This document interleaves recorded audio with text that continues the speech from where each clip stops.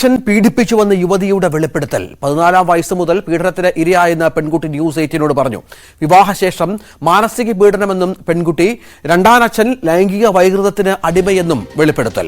നിരവധി തവണ പരാതി നൽകിയിട്ടും പിറവം പോലീസ് കേസെടുത്തില്ലെന്നും മൊഴി നൽകാൻ ചെന്ന പെൺകുട്ടിയെ പരിഹസിച്ചുവെന്നും പെൺകുട്ടി പറഞ്ഞു.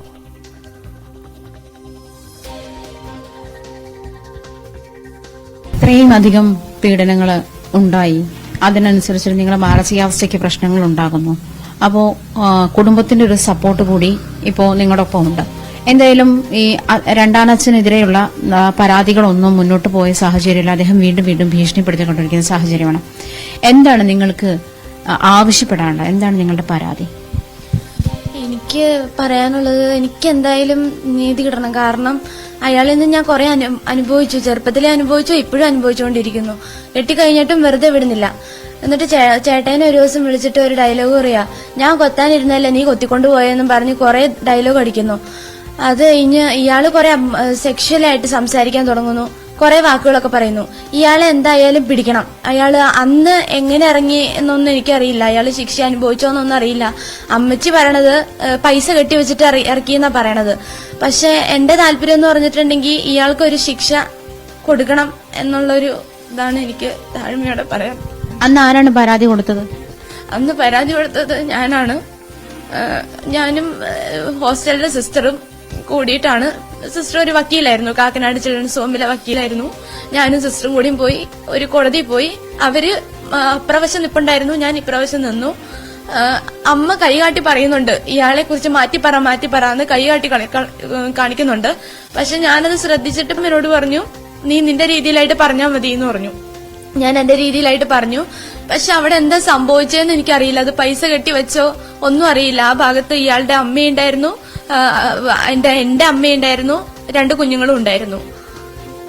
നിങ്ങൾ ഒരു കാലഘട്ടത്തിലും നിങ്ങളുടെ അമ്മയോട് ഇക്കാര്യം പറഞ്ഞിട്ടില്ലേ? അതായത് ഒന്നിച്ച് ജീവിച്ചിരുന്ന കാലത്തിലൊന്നും അമ്മയോട് ഇതൊന്നും പറഞ്ഞിട്ടില്ലേ? പറഞ്ഞിട്ടുണ്ടായിരുന്നു. ഞാൻ അമ്മയോട് നടന്ന സംഭവങ്ങളൊക്കെ ഞാൻ പറയും. പക്ഷെ ഞാനന്ന് കുഞ്ഞായതുകൊണ്ട് എനിക്ക് എവിടെ പോകാൻ പറ്റാത്തതുകൊണ്ടും എനിക്ക് അമ്മേനെ ആശ്രയിക്കേണ്ടി വന്നു.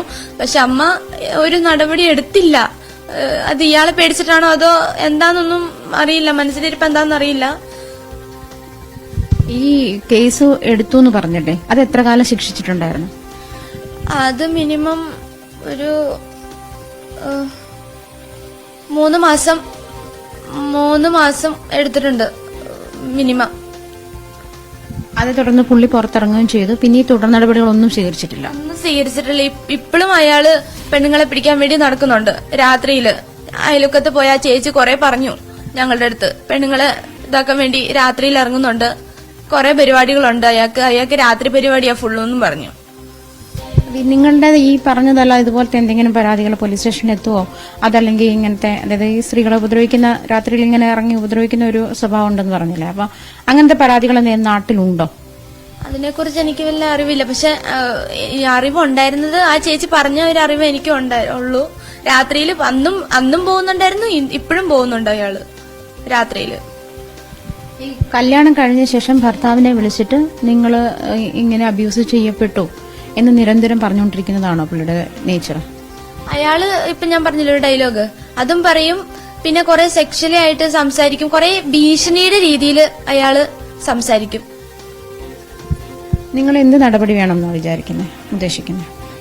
എന്റെ ഒരു താല്പര്യം എന്ന് പറഞ്ഞിട്ടുണ്ടെങ്കിൽ അന്ന് അയാള് വെറുതെ വിട്ടു. പക്ഷെ ഈ പ്രാവശ്യം അയാളെ എന്തെങ്കിലും ഒരു നടപടി സ്വീകരിക്കണം എന്നുള്ളതാണ്. എന്തെങ്കിലും ഒരു ശിക്ഷ, ചികിത്സയ്ക്കുള്ള എന്റെ അയാളുടെ ഇത് കാരണം എനിക്കൊരു ഷോക്ക് വന്നു. ആ ഷോക്ക് ഇപ്പോഴും ഞാൻ അനുഭവിക്കണു. ചേട്ടൻ എന്നെ കയറ്റാത്ത ഹോസ്പിറ്റലുകളില്ല, കാണിക്കാത്ത ഒന്നുമില്ല. അപ്പൊ ഞങ്ങളുടെ കയ്യിലിരിക്കുന്ന പൈസ ഫുള്ളും തീർന്നു. ഇപ്പൊ ദാരിദ്ര്യത്തിലായി, ഓരോരുത്തരോടും തണ്ടണു. ഞങ്ങളുടെ അവസ്ഥ ഭയങ്കര ദയനീയമാണ് മാഡം. ഇയാളെ കോടതി കയറ്റണം, അതന്നെയാണ് എന്റെ താല്പര്യം. ഇയാൾക്ക് എന്തെങ്കിലും ശിക്ഷ വാങ്ങിച്ചു കൊടുക്കണം, അതന്നെയാണ് എന്റെ താല്പര്യം. ഇയാളിൽ നിന്ന് നഷ്ടപരിഹാരം ഞാൻ സ്വീകരിക്കുന്നു. എന്ത് നഷ്ടപരിഹാരം ഉദ്ദേശിച്ചത്? എന്റെ ചികിത്സയ്ക്കുള്ളത് എന്തെങ്കിലും അയാള് തന്നെ എന്നുള്ളതാണ്. കാരണം എന്റെ ഹസ്ബൻഡിന്റെ കയ്യിൽ നിന്ന് ഒന്നും ഇനി എടുക്കാനില്ല. ഇതാണ് അവസ്ഥ. ഇത്ര ഭീകരമായ ഒരു അവസ്ഥയിലൂടെ ഒരു പെൺകുട്ടി കടന്നു പോകുമ്പോൾ അതിനുള്ള സപ്പോർട്ട് നൽകേണ്ട സംവിധാനങ്ങളൊക്കെ കണ്ണടച്ചു നിന്നാൽ ഒരുപക്ഷെ നീതി ലഭിക്കേണ്ടവർക്ക് അത് ലഭ്യമാകാതെ പോകും. ക്യാമറമാൻ ശ്യാംലാലിനൊപ്പം ആജ്ഞ രവീന്ദ്രൻ, ന്യൂസ് 18 കൊച്ചി.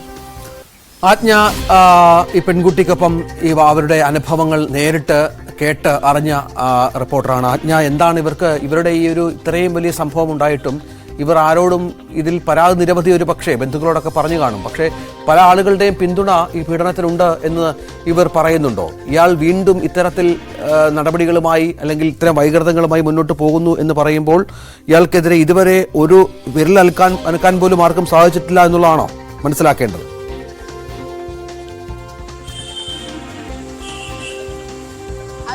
കാരണം ഈ പെൺകുട്ടി ബോർഡർ ലൈൻ സിൻഡ്രം സ്ഥിരീകരിച്ചു കഴിഞ്ഞു. കാരണം ഇത്തരത്തിലൊരു 14 വയസ്സ് മുതൽ ശാരീരിക പീഡനങ്ങൾ, അതിക്രൂരമായ തരത്തിൽ ഈ ലൈംഗിക വൈകൃതത്തിന് അടിമയായ ഒരാളിൽ നിന്നും അതിക്രൂരമായ തരത്തിൽ, അതും അച്ഛൻ്റെ സ്ഥാനത്തുള്ള ഒരാളിൽ നിന്നും അതിക്രൂരമായ തരത്തിലുള്ള ലൈംഗിക പീഡനത്തിന് ഇരയാക്കുന്നു.